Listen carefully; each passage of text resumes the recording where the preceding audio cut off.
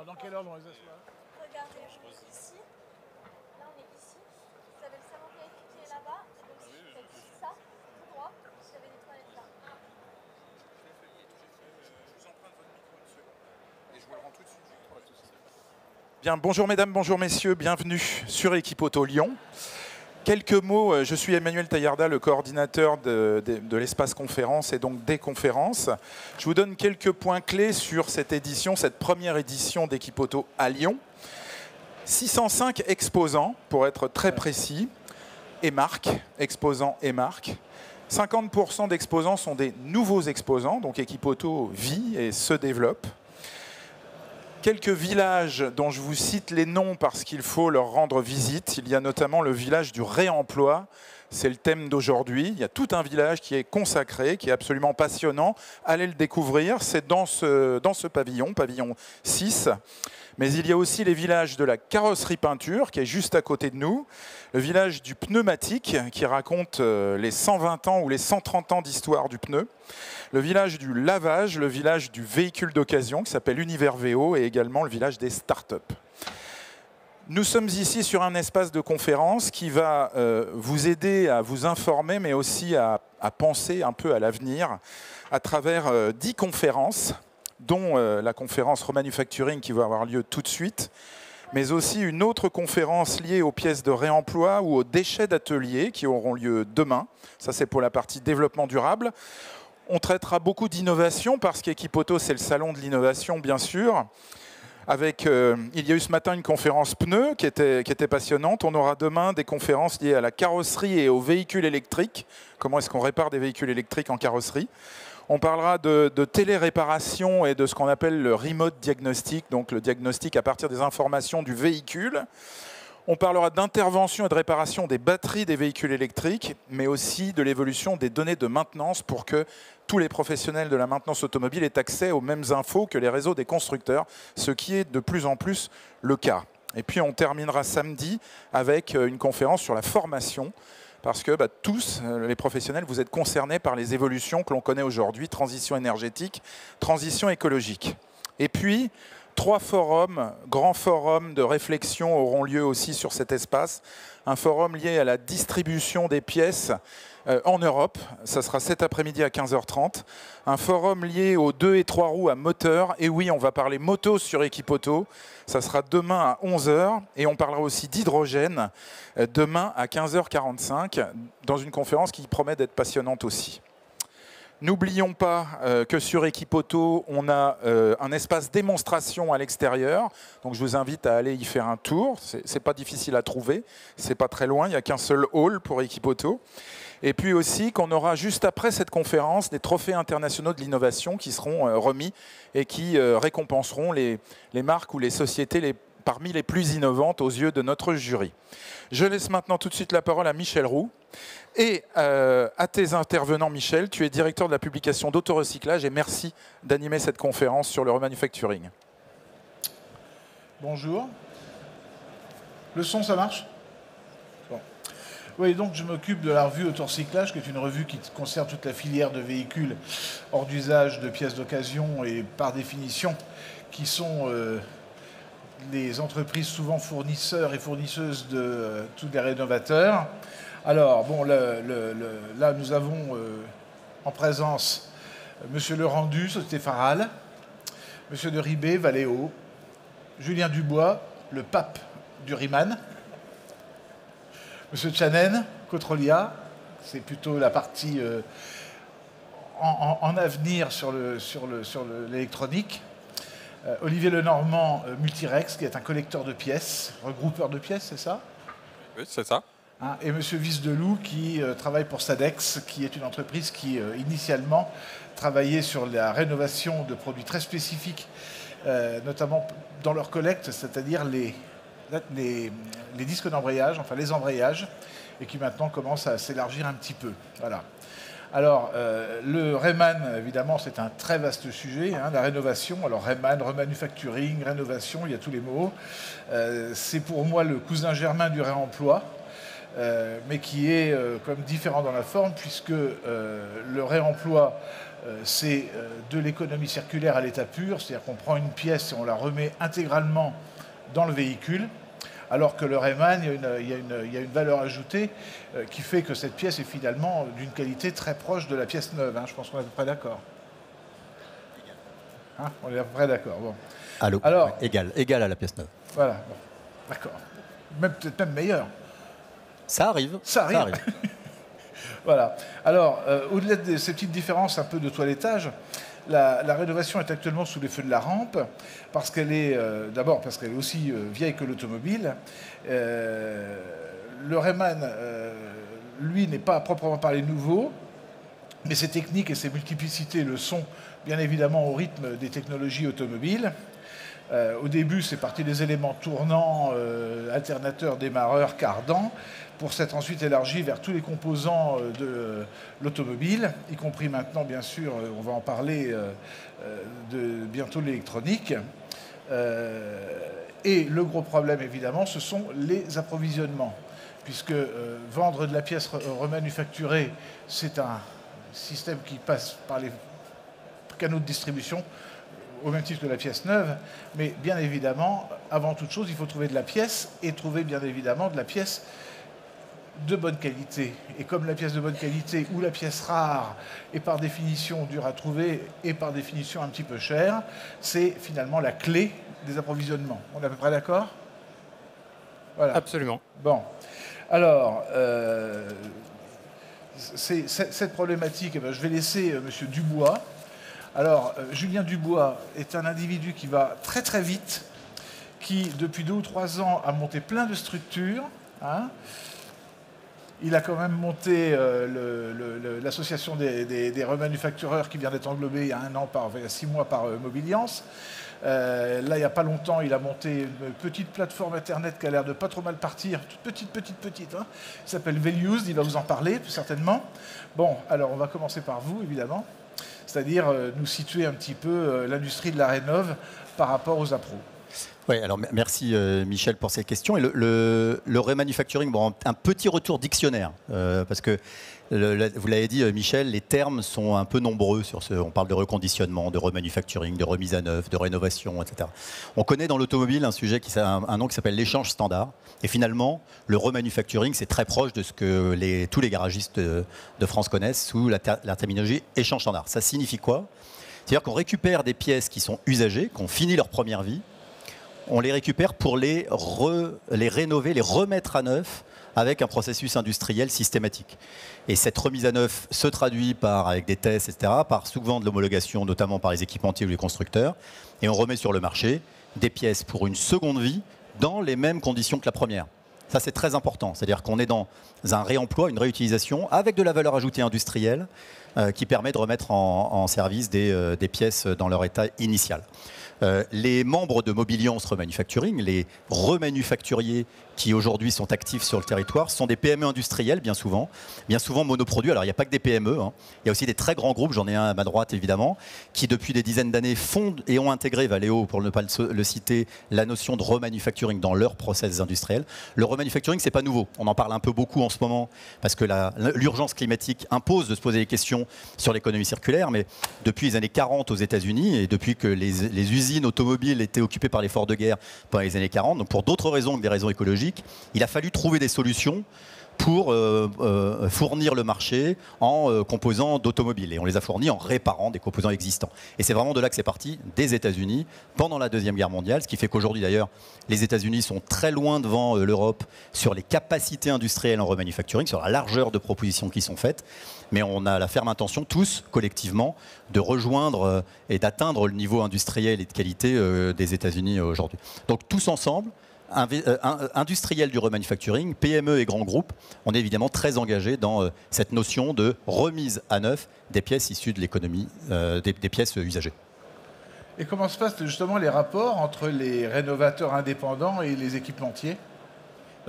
Alors ça va dépendre des produits. Hein. Moi, je peux vous parler par exemple d'un produit que je connais bien, qui est l'injecteur, où le remanufacturier, j'ai une boîte de remanufacturing d'injecteurs, est en main dans la main, est en partenariat très profond avec le fabricant d'origine, que ce soit Bosch, Delphi, pour ne pas les citer, sur l'injecteur. Et c'est quoi ce partenariat? Ça va jusqu'à ce que les pièces utilisées par le remanufacturier, les plans de réparation utilisés, les outils de test utilisés par le remanufacturier sont finalement fournis ou homologués par l'équipementier d'origine. Ce qui fait qu'on répare, on rénove, on remanufacture les produits en suivant à la lettre le cahier des charges de l'équipementier d'origine. À la fin, on a l'accréditation, on a l'homologation, on a même la marque, puisqu'un remanufacturier peut vendre des produits sous marque Bosch ou Delphi sur l'injecteur, par exemple, remanufacturés bien sûr, et en utilisant la marque. Donc c'est intéressant parce que ça veut dire que ces équipementiers-là, ce n'est pas le cas de tous les équipementiers, hein. Je ne veux pas citer de nom dans l'autre sens, mais ceux-là en particulier, et Valeo aussi bien sûr, sont des équipementiers qui ont compris très tôt que l'économie circulaire, c'était un sujet qu'il fallait pousser et qu'il fallait faciliter. Et pas forcément dans ces usines à soi, tous ceux que je viens de citer font du remanufacturing dans leurs usines à eux, mais aussi de permettre aux forces de réparation qui sont sur le territoire un peu partout, de réparer dans de bonnes conditions les produits. Je terminerai juste par ça. Un Bosch, pour le citer sur l'injection, mais c'est le cas aussi d'autres équipementiers, c'est assez tôt dit qu'un injecteur Bosch, après rénovation, qui était remis sur le marché, ça restait un injecteur Bosch. Et que par définition, sa marque, sa réputation, son nom était engagé, y compris après remanufacturing. Donc autant faire en sorte de contrôler la façon dont cette réparation est faite. D'accord. Bon, on y reviendra un petit peu après sur ces avalisations et cahiers des charges. On va peut-être remonter à la source, c'est-à-dire avec Olivier Lenormand, qui travaille pour Multirex, qui est une plateforme basée dans l'Aisne, qui regroupe des pièces mécaniques, enfin vous allez nous l'expliquer.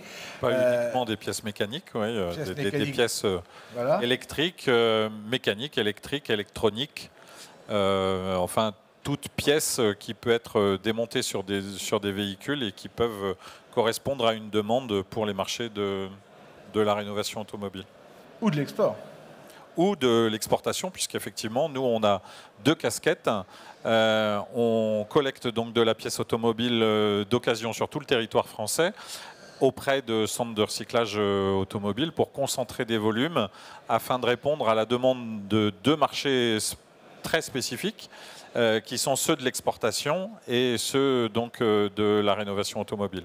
Donc oui, on exporte des containers entiers de pièces automobiles d'occasion, de pièces de réemploi en état de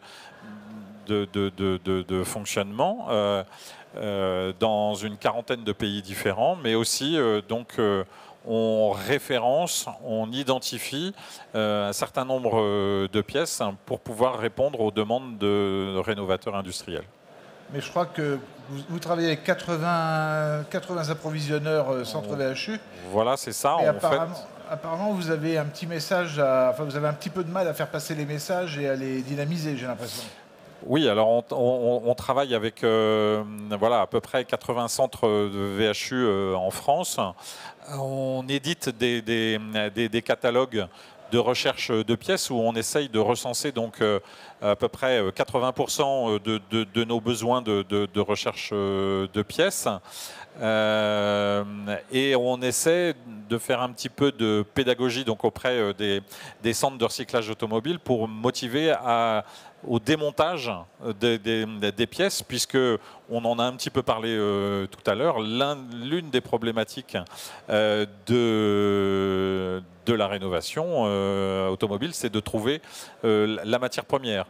Et donc voilà. Donc nous, on essaye de donner de l'information auprès des centres de recyclage automobile avec lesquels on travaille pour qu'ils puissent démonter le plus grand nombre de pièces. Et donc c'est pour cela aussi que nous, au sein de Multirex Auto, on essaie d'avoir une politique pour simplifier le démontage et donc on essaie de systématiser du démontage, quitte à acheter de grands volumes et ensuite, une fois que ces grands volumes arrivent sur notre site, de pouvoir les identifier, les trier pour en mettre donc une partie sur l'exportation et l'autre partie les identifier pour pouvoir répondre aux besoins des industriels de la rénovation automobile.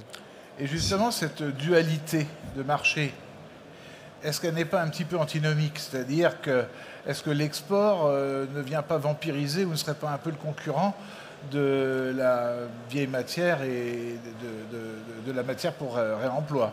Alors, je ne suis pas tout à fait d'accord avec cette idée-là. Moi, je pense bien au contraire que les deux sont complémentaires. Parce que si on s'intéresse uniquement aux besoins de la rénovation automobile, on va pouvoir générer un petit peu de volume, mais un petit peu de volume. Alors que si on s'intéresse à la complémentarité entre l'exportation et la rénovation automobile, on va pouvoir générer un plus grand volume de pièces d'occasion. Et après, c'est notre job à nous de pouvoir répondre au mieux aux besoins de l'exportation ou à ceux de la rénovation. Donc je pense que c'est complémentaire et je dirais même presque l'inverse, c'est-à-dire que la rénovation est presque le concurrent de l'exportation parce que la plupart du temps, de par le fait que ce sont des pièces qui sont identifiées, référencées, etc., le prix, il y a une vraie concurrence entre le prix des pièces de la vieille matière pour l'industrie de la rénovation par rapport au prix de la pièce dite d'occasion pour l'exportation. Donc au contraire, c'est plutôt le marché de la rénovation automobile qui va être concurrent, le concurrent des marchés à l'exportation. Je voudrais juste préciser un point, c'est qu'effectivement la collecte c'est un point crucial parce que c'est la vieille matière et l'accessibilité à la vieille matière. Donc tout ce qui est autour des VHU est très important en fait de pouvoir récupérer, mais aussi la collecte ça passe par ce qu'on est capable en fait de récupérer dans les garages et donc d'avoir la circulation en fait de la matière. Alors aujourd'hui il y a des systèmes en fait de consignes qui existent qui permettent en fait quand on vend une pièce en fait rénovée, on met une surcharge et on rembourse cette surcharge si le garage renvoie en fait cette matière première et donc c'est ça qu'il faut arriver en fait à motiver, à mettre dans le système pour récupérer le maximum de pièces. La partie VHU vient effectivement en complément de ce style d'approvisionnement. Et ça, c'est vraiment crucial. Et il faut vraiment travailler sur ce point-là, à la fois en termes de permettre la circulation en fait, des pièces qui sont parfois considérées comme des déchets, on pourra peut-être revenir sur ce sujet-là ultérieurement, et d'avoir surtout cette accessibilité en fait, aux pièces usées. Ça c'est vraiment crucial. Et c'est au travers des garages, au travers de la réparation qu'on peut aussi avoir ce flux. D'accord. Bon, enfin en gros... Juste pour compléter sur les garages, du coup il y a un appel à lancer aux garagistes, c'est-à-dire que, et aux distributeurs qui sont ici dans la salle, etc. Il faut s'engager dans l'économie circulaire. Moi j'entends souvent, on parle de consigne par exemple, j'entends souvent des garagistes qui disent oui mais attends, il faut payer la consigne, il faut renvoyer le produit, c'est un peu plus compliqué, etc. Bon alors accessoirement, je te rappelle que le produit est 2 fois moins cher ou 40% moins cher ou 30% moins cher, donc c'est quand même un gain. Mais ce petit effort, vous savez, on demande beaucoup de petits efforts aux Français, j'en conviens, mais ce petit effort qui consiste à renvoyer la vieille matière pour se faire rembourser la consigne, il est fondamental. En fait, c'est une graine qu'on vient mettre pour la circularité de ce déchet. En tout cas, c'est comme ça qu'il est vécu par le garagiste. C'est une matière première pour nous, pour les remanufacturiers. Donc il faut vraiment que l'ensemble de la chaîne, et le garagiste en premier, le réparateur de tout type d'ailleurs, avec ses distributeurs, assure cette logistique retour. Nous, en tout cas, on l'organise. Comme le disait François, on met tous en place de la consigne ou de la réparation, c'est-à-dire on prend la pièce et puis on la renvoie une fois réparée, de manière à s'assurer du retour de la vieille matière. C'est notre job, la circularité. Donc il y a de la pédagogie à faire vis-à-vis des centres VHU, vis-à-vis des garages, en gros vis-à-vis de tous les détenteurs. Je ne parle même pas de la valorisation matière, c'est-à-dire quand on voit tous les moteurs, par exemple, qui partent en fonderie. Oui, alors ça c'est une autre problématique. C'est aussi un autre concurrent, voilà. Un autre concurrent effectivement, et qui est plus ou moins important dans le temps, puisque si la valeur de la ferraille augmente, eh ben, oui, ça va être un concurrent d'autant plus redoutable pour nous et on va avoir moins de volume à collecter parce qu'il y en a beaucoup plus qui seront mis à la ferraille parce que bah oui, c'est plus simple à traiter, ça demande peut-être un petit peu moins de main-d'œuvre, etc. Mais on est un peu moins effectivement dans l'économie circulaire. Alors moi, je voudrais ajouter à l'appel que vient de faire Julien à l'instant sur la récupération de la vieille matière chez les professionnels, pour ajouter à cet appel un appel de la récupération de matière augmentée chez les centres VHU. Aujourd'hui, on estime la collecte de pièces à environ, je crois, autour de 7 pièces par véhicule. Il y a 1 400 000 véhicules hors d'usage chaque année, et notamment dans le domaine électronique, il y a peu ou pas de pièces collectées. Donc il y a un gisement de matière chez les centres VHU qui est considérable et qui peut aussi aider notre profession à apporter plus de produits sur le marché pour répondre à la demande. Alors, ce gaspillage de matière, de moteur et de boîte de vitesse nous ramène près d'un spécialiste historique en France. Monsieur Laurent Dut chez Faral, bon, vous c'est une aventure récente puisque vous avez repris cette vieille entreprise il y a 2 ans 3 ans. Et qu'effectivement, comme vous m'avez dit, au début ça a posé ça a créé quelques nuits blanches, je crois. Ben, on a eu l'excellente idée avec mon associé d'acheter l'entreprise 3 jours avant le Covid. Donc effectivement, pour un démarrage après une mise en redressement judiciaire, c'était idéal. Oui, donc ça a procuré quelques nuits blanches. Ouais. Ça va mieux, donc, je dors mieux quand même. Entreprise fondée en 1932, qui produit 2000 moteurs, 1400 boîtes de vitesse. Bon, pour l'instant, ça fonctionne? Oui. Oui, ça va, oui. Alors, donc vous êtes en première ligne dans cette recherche de l'introuvable, hein, ou du difficile à trouver. En gros, tout ce qui est rare est cher, et tout ce qui est cher est rare. Expliquez-nous un petit peu le fer de lance. Je souscris à tout ce qui a été dit, bien évidemment.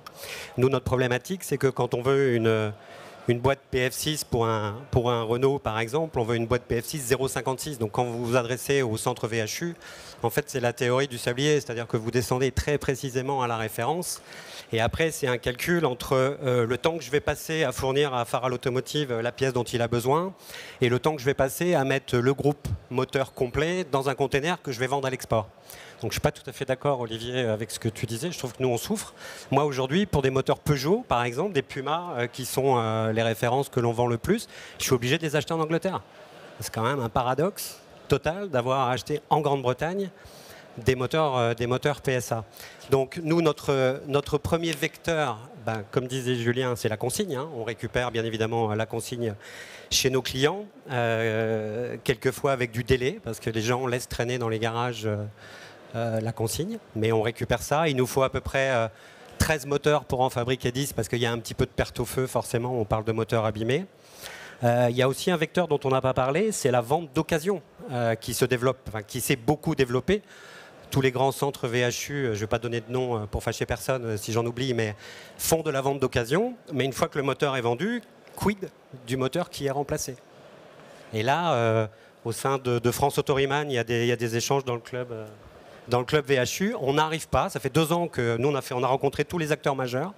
Ça fait 2 ans, mais on n'arrive pas à récupérer, à acheter. Hein. On achète, on enlève, on gère toute la filiale, tout l'aspect logistique. On n'arrive pas à acheter ces moteurs qui sont pourtant très importants au vu des ventes de l'occasion qui, à mon sens, alors je n'ai pas les chiffres parce qu'on n'a pas de chiffres dans la profession, mais qui, à mon sens, sont bien supérieurs aux ventes de moteurs ou de boîtes de vitesse en échange standard. En gros, vous n'arrivez pas à faire passer le principe de la consigne chez les marchands de pièces d'occasion au même titre que vous parvenez à la faire dans les garages. C'est même pas de la consigne, c'est juste de leur dire vous vendez des moteurs à des garagistes d'occasion, laissez-nous l'opportunité, en accord avec vous bien évidemment, de les récupérer pour les refaire plutôt que de les jeter. Puisque l'essence même de l'économie circulaire, c'est l'aspect écologique. Nous, on récupère sur nos moteurs 80% des pièces qu'on contrôle, etc. Mais on récupère 80% des pièces. Et pourquoi est-ce que quand vous dites que vous achetez à l'étranger, pourquoi est-ce que les brokers anglais, par exemple, sont plus performants que les Français? Je pense qu'ils achètent par quantité industrielle, qu'ils démontent sur place, et que derrière, ils adressent, parce que c'est leur métier, quantité de remanufacturiers en Europe.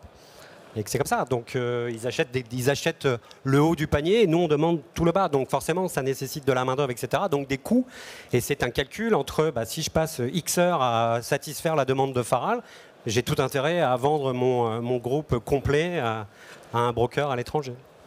Alors oui, je pense qu'à l'étranger, et notamment au Royaume-Uni, il y a ce que l'on appelle des core dealers qui sont beaucoup plus structurés qu'ici en France. Et il y a des habitudes historiques au Royaume-Uni par rapport à la vieille matière. Voilà. Il n'empêche que ici, en France, hein, se vendent, comme tu le disais, donc beaucoup de pièces automobiles d'occasion. Il y a beaucoup de véhicules qui sont vendus en l'état, sans aucun démontage de pièces. Donc tout ça, c'est des gisements potentiels qui s'évaporent et qui font que, oui, les pièces rares que tout le monde en cherche, si on reprend l'exemple de la PF6, oui, c'est une pièce qui est très difficile à trouver sur le marché. Mais effectivement, les core dealers, hein, donc anglais, sont beaucoup plus européens que nous ne le sommes nous. Bon, tout ceci va nous amener à une autre pièce très spécifique qui n'est pas très loin du moteur, Monsieur Vice-Deloup, à savoir l'embrayage. L'embrayage. Alors bon, vous ne faites pas votre âge, parce que c'est l'année de votre centenaire. Oui, en effet. Vous le portez bien. Sadex à Fougères, donc c'est déjà une dame assez âgée qui fête ses 100 ans cette année. Donc, qui a eu plusieurs vies, hein, qui a démarré à Boulogne, donc à Paris, pour arriver fin des années 60 à Fougères et pour être acheté par le groupe Sacyc en 2002. Donc, il a été évoqué que la rénovation, c'était pas nouveau. En effet, ça a débuté pour l'embrayage à Fougères après les années 40, après-guerre. En effet, il fallait trouver des solutions, rareté de matière, donc pour dire que voilà. Et puis j'ai croisé des confrères sur le salon qui, chacun dans sa spécificité, sait montrer qu'en effet, c'est pas nouveau comme activité. Nous, sur l'embrayage, donc une des difficultés, en effet, c'est de trouver de la vieille matière, de trouver des vieux embrayages. Donc, on achète de l'embrayage à la référence, maintenant on les achète à la tonne. Alors pourquoi est-ce qu'ils sont devenus rares? Ils sont devenus rares, déjà parce que les métiers ont évolué. Auparavant, donc il y avait des métiers qu'on appelait les casseurs, les ferrailleurs, qui allaient voir les garagistes, qui récupéraient, qui triaient. Ça s'est un petit peu perdu parce que les métiers aussi ont évolué vers la notion de VHU, vers la notion de broker. Et puis la spécificité de l'embrayage, eh bien, c'est une pièce qui se retrouve coincée entre le moteur et la boîte de vitesse. Donc, comme le disait Olivier, en effet, le nerf de la guerre, c'est de l'avoir de la vieille matière, mais il faut qu'elle soit démontée. Donc dans toute une partie de VHU ou toute une partie qui part à l'export, malheureusement, c'est autant de pièces qui ne sont plus disponibles pour la rénovation chez nous, chez Sadex. Après, il y a un autre endroit où elles sont toutes démontées, ces pièces. Mais on s'aperçoit qu'en interrogeant les garagistes, eh bien, une majorité de pièces qui sont démontées finissent à la poubelle. Donc ça, c'est un véritable drame. Donc, le métier qui a existé, d'aller chez chaque garagiste, récupérer, collecter, eh bien aujourd'hui c'est la démarche qu'on a nous avec les garagistes. Déjà, refaire savoir qu'il y a la notion de, quand ils montent de l'échange standard, c'est une pièce qui a été rénovée, que cette pièce d'origine, une fois démontée, elle peut avoir une deuxième vie. Ça veut dire mettre un bac dans le coin du garage et nous, derrière, on peut passer les collecter. On se charge de ça. Donc, en effet, il y a une grosse communication à faire. Et il faut la faire aussi avec les bons termes. Parce que c'est vrai que, comme le disait Julien, il y a un tas de termes autour de la rénovation, du remanufacturing. Donc, on a aussi un petit peu à nettoyer le terrain et en termes de communication, avoir un message qui soit compris et qui passe. Et peut-être passer des passerelles avec les différents rénovateurs qui sont ici, mettre des sites de groupage peut-être, enfin. Oui, alors... C'est en train de se faire d'ailleurs. Une des solutions, ça peut être justement de faire de l'achat commun, où chacun, moi j'ai besoin d'embrayage de turbo, Sébastien il a besoin de moteur, Julien d'injecteurs, mon collègue ici d'équipements électroniques, Valéo a également ses ses besoins, oui, ça c'est une solution. Y compris quand vous démarrez une nouvelle ligne. Voilà, parce que dans notre métier, il faut se constituer un petit stock de guerre. C'est-à-dire que là, on va... donc on s'est diversifié depuis quelques années sur de l'embrayage, du turbo, de la direction assistée, où malheureusement on va acheter chez des core brokers à l'étranger, et pas que en Angleterre, hein. L'Italie également est très, très structurée en la matière. Et quand on lance une nouvelle ligne, là on est en train de lancer une ligne sur la rénovation des doubles volants amortisseurs, eh bien, il faut se constituer un stock de guerre. Se constituer un stock de guerre, ça veut dire que ça fait 2 ans, avant même d'avoir lancé la ligne, que, eh bien, on commence à récupérer, à entasser, à référencer du double volant amortisseur. Et aller voir partout où on peut en récupérer et dire attention, ça c'est une pièce que vous jetiez auparavant, maintenant on peut en faire quelque chose de noble, on peut le rénover et alimenter soit les constructeurs, soit la rechange indépendante. Ok, alors on va passer dans une dimension de taille supérieure avec la maison Valeo, petite entreprise pour laquelle le rénové n'est pas spécialement nouveau. Monsieur Derivé. Oui, alors en fait, Valeo, ça s'entend aussi, donc un chiffre aussi intéressant. Et puis, je vais reprendre un autre chiffre, en fait, 40 ans, parce que Valeo, ça fait 40 ans qu'on fait du remanufacturing aussi. Et le remanufacturing est vraiment au cœur de la stratégie de l'économie circulaire en fait, de Valeo, comme l'a précisé en fait, Christophe Périllat à l'IA il y a quelques semaines.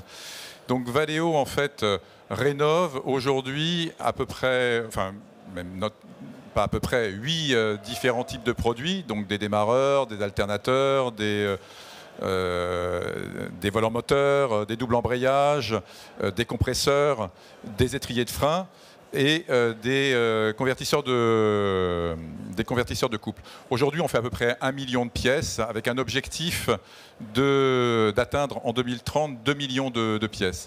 Il faut voir qu'on est très convaincu que ce métier va se développer. On va avoir des nouveaux besoins qui vont arriver sur toute la partie des véhicules électriques. Donc quand on parle en fait de transmission électrique, quand on parle d'inverteurs, en fait de convertisseurs électroniques, de chargeurs, de compresseurs électriques, tout ça va nécessiter en fait de développer ces gammes de Riemann. Il y a aussi l'éclairage qui est un élément important. Les ADAS sont des éléments aussi importants et on a un projet aujourd'hui en fait sur la caméra qui devrait démarrer novembre 2023. Et puis aussi, il y a d'autres domaines sur lesquels on pense qu'il va y avoir du développement en dehors de l'automobile. On a parlé de la moto ici, mais la petite mobilité est aussi un secteur sur lequel on va pouvoir se développer. On a un projet notamment avec une compagnie de flotte de vélos, de rénovation en fait, de moteurs de vélo qui doit démarrer aussi pour la fin de l'année 2023. Donc c'est vraiment un marché qui est complètement en, fait, en développement, sur lequel on est très en confiance.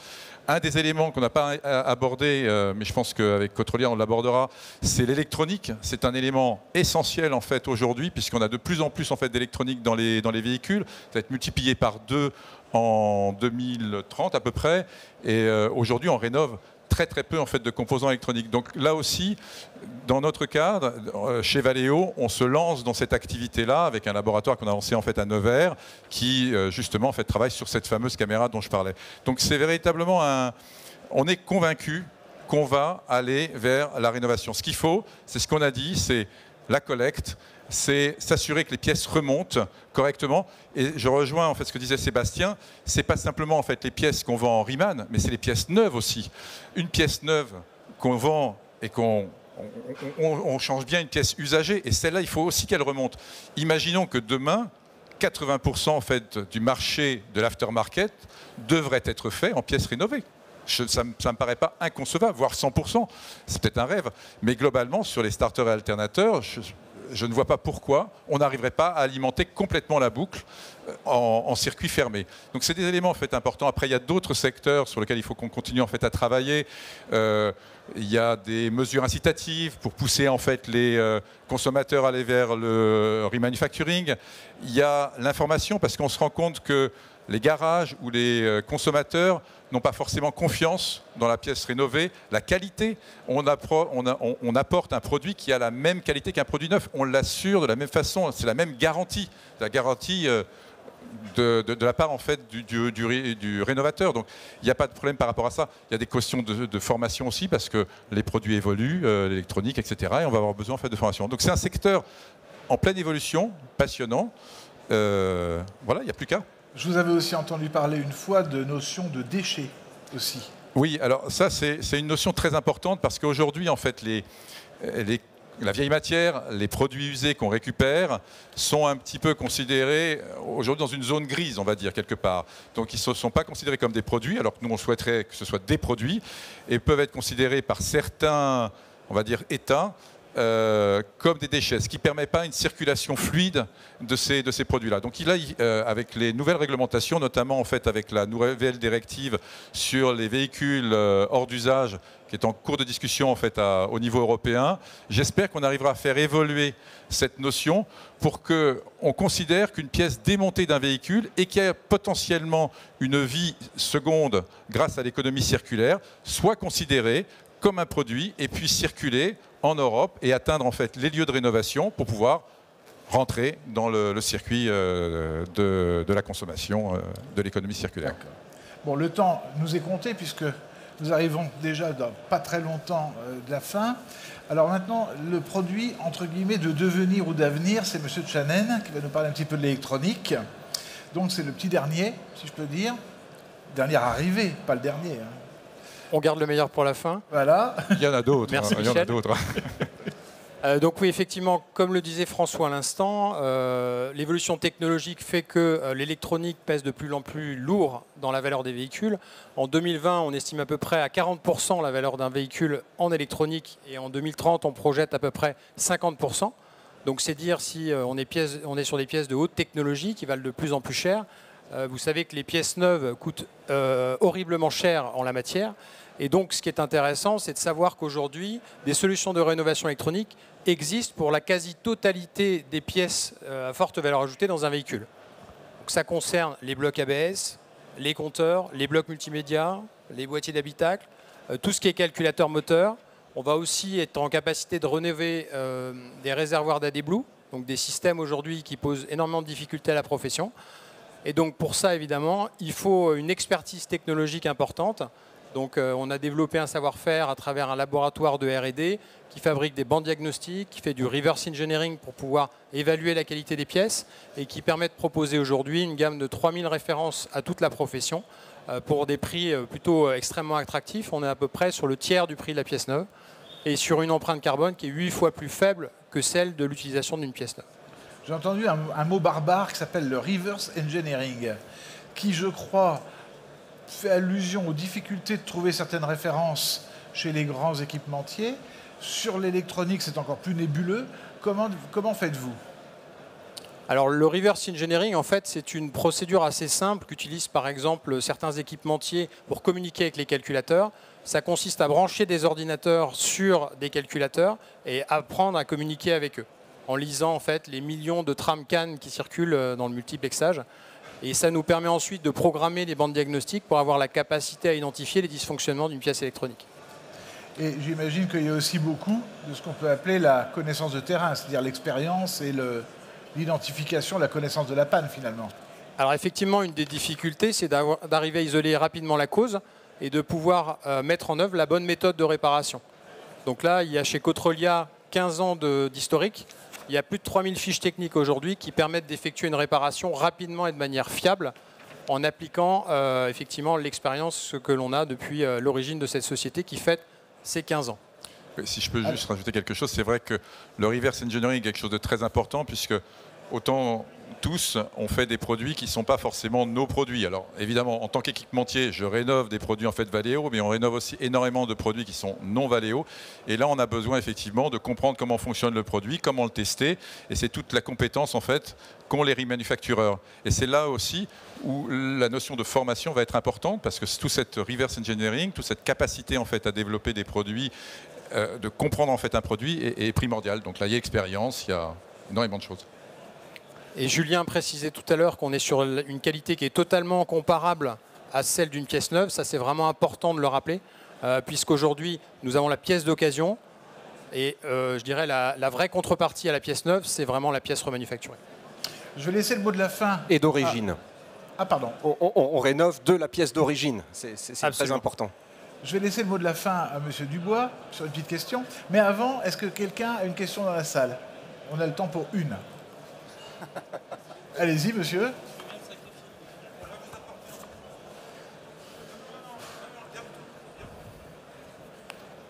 Ouais, pardon, je m'excuse de l'incorrection de ne pas me lever, j'ai quelques difficultés. Une question, alors vous évoquiez notamment les composants électroniques. Un autre point qui reste sensible, c'est notamment le codage, typiquement pour les systèmes habitacles, les antidémarrages. Comment on peut créer une filière de la pièce sur le véhicule si on n'a pas les outils diagnostiques en amont? Moi j'ai les souvenirs de mon garage de quartier, un agent qui a dû reprendre un vieux boîtier pour accéder aux données du véhicule pour le réparer parce que le boîtier de dernière génération, finalement il ne connaissait pas le véhicule. Alors effectivement, la partie logicielle est une des parties les plus importantes à maîtriser. Alors aujourd'hui, la technologie du pass-through a bien évolué et il existe des solutions techniques aujourd'hui sur le marché pour aller chercher le bon logiciel. Mais ça fait tout à fait partie de notre mission que de vous apporter ces solutions et de les développer pour le futur, de manière à ce que la pièce qui est remontée sur le véhicule soit vraiment plug and play, c'est-à-dire qu'elle fonctionne sans que vous ayez besoin de vous soucier de la problématique de mise à jour du calculateur ou du boîtier concerné. J'étais à peu près persuadé que les questions porteraient principalement sur l'électronique. C'est marrant, c'est un sujet nouveau, mais... Et je crois d'ailleurs qu'il y a une autre conférence sur la reprogrammation et le diagnostic à distance. Avec... Alors, dernière question que j'allais poser à M. Dubois qui a fait l'intro et qui va faire la conclusion. C'était éventuellement, je vous ai déjà entendu parler d'un monde idéal avec des mesures d'accompagnement, par exemple. Oui, alors on a besoin d'aide, ça c'est certain, et l'économie circulaire a déjà été aidée par les pouvoirs publics et doit continuer de l'être. C'est l'esprit de la réglementation en France, en Europe, pour promouvoir dans tous les secteurs, pas seulement la pièce automobile, la circularité des process industriels. Donc ça, on en appelle de nos voeux, on discute en permanence avec les pouvoirs publics pour faire en sorte que d'autres lois AGEC viennent. Vous savez, cette loi AGEC qui impose par exemple aujourd'hui à l'acheteur public d'acheter des pneus réchappés. Tiens, toutes les administrations doivent acheter des pneus réchappés et plus des pneus neufs aujourd'hui. Hein, c'est 10% du parc circulant en France. C'est colossal. Et ça, c'est quoi? C'est une décision, un jour, des pouvoirs publics, du législateur qui a décidé ça, qui s'applique au Code des marchés publics. Et ce type de démarche, qui commence par l'acheteur public et qui peu à peu vont devenir incitatives, évidemment, ça nous aide pour travailler. Alors, on doit aussi être aidé, pas seulement par les pouvoirs publics, mais par le reste de l'écosystème. Il faut que la distribution nous accompagne. Que enfin, on ait des distributeurs qui prescrivent des pièces issues de l'économie circulaire. Et pas seulement quand il n'y a pas trop le choix ou que le neuf est plus disponible ou que sur ce marché, en fait, l'échange standard est majoritaire, donc on le fait. Il faut qu'on ait de l'engagement. Voilà. Et il y a aujourd'hui des distributeurs qui s'engagent dans la pièce issue de l'économie circulaire sur ce marché. Et je crois qu'on a vraiment besoin de cette aide. On a aussi besoin de l'aide des équipementiers. On a encore aujourd'hui trop d'entraves, je pèse mes mots, trop d'entraves à la réparabilité. On en parle tout le temps sur l'électroménager, sur les téléphones, etc. On le vit aussi sur la réparation, où les composants ne sont pas disponibles, où les modes de réparation ne sont pas disponibles. Quand tout à l'heure Samuel parlait de reverse engineering, derrière reverse engineering, il y a aussi quand même la notion qu'on est obligé d'aller regarder dans le produit pour le comprendre, parce qu'on manque de l'information de la part soit du constructeur, soit de l'équipementier. Donc, vous l'avez compris, l'économie circulaire, c'est une boucle. Et dans boucle, il y a aussi cette notion que tous les acteurs de la chaîne de valeur doivent travailler ensemble. C'est pas un vœu pieux de dire ça, c'est pas un truc un peu naïf de bisounours. C'est comme ça que ça marchera, de l'équipementier jusqu'au client final. J'en termine par là. J'en termine quand même par une chose. Je sais que c'est pressé, mais quand même 2 chiffres. La pièce issue de l'économie circulaire, c'est 80% en moyenne de matière en moins qu'un produit neuf. Donc on parle d'impact environnemental. Là, je ne vous parle pas de CO2, je parle de matière. Matière prélevée, matière vierge. Vous connaissez l'impact carbone enfin, vous ne le connaissez pas, vous l'imaginez, de l'extraction minière de tous métaux. Donc évidemment, c'est un élément fondamental. C'est aussi des économies pour le pouvoir d'achat parce qu'on est en général sur des produits qui sont entre 30 et 70% moins chers que l'équivalent neuf et bien souvent et toujours de qualité équivalente et parfois même de qualité supérieure. Donc évidemment, et si vous en avez l'opportunité, soit parce que vous achetez, soit parce que vous prescrivez, passez à l'économie circulaire. Voilà. Merci Julien Dubois. Merci beaucoup messieurs pour avoir, avec autant de passion et de professionnalisme, défendu l'avenir de la réparation automobile, il passe par l'économie circulaire, par le remanufacturing. Merci à toi, Michel, de cette animation remarquable. On te retrouve demain pour une autre conférence sur les déchets d'atelier. Donc, revenez nous voir demain. Tout de suite après, sur ce plateau, la remise des trophées internationaux de l'innovation d'Équipe Auto Lyon par Laurence Perrault, notamment, que beaucoup d'entre vous connaissent, qui parle beaucoup d'automobile sur Sud Radio, notamment. Voilà. Et après, à 15h30 précise, nous aurons un grand forum, un premier grand forum sur l'évolution de la distribution des pièces en Europe. Pour tous ceux que ça intéresse, soyez présents également. Je vous souhaite un excellent salon, Équipe Auto Lyon, et dépêchez-vous d'aller sur les villages et chez les exposants. C'est passionnant ce qui vous attend. Très bon après-midi. Et en partant, vous pouvez prendre sur le bureau vous pouvez prendre le journal de Michel. Des magazines. Voilà.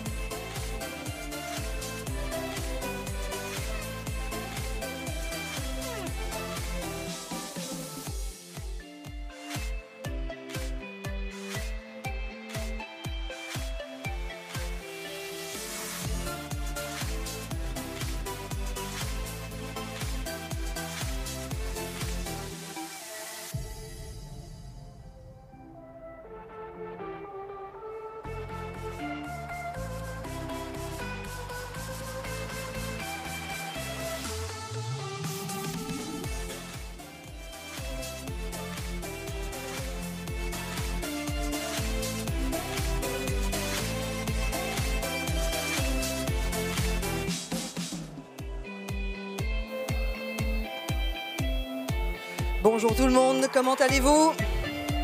Je suis heureuse de vous retrouver. Alors, on ne va pas commencer tout de suite, mais vous allez comprendre que ça ne va pas non plus prendre 2 jours, ne vous inquiétez pas, hein, puisque notre exceptionnel salon Équipe Auto millésime Lyon va s'arrêter samedi soir. Juste quelques instants encore de patience, je voulais vous accompagner pour cela, tout simplement parce qu'on entend encore 1 ou 2 derniers invités de ces trophées, et on va commencer très rapidement. Déjà, je voulais commencer par vous remercier. Et vous remercier tous d'être avec nous, et vous remercier car on devait commencer à 14h30. Eh bien, presque. On n'était pas loin d'y arriver. Est-ce que l'ouverture de ce salon vous a convenu depuis le début? Est-ce que vous êtes bien heureux d'être là? Eh bien, vous n'êtes pas nombreux à être heureux d'être là. Je vais attendre le go de notre amie Amélie, et puis on commence dans quelques instants. Juste le temps que tout le monde arrive.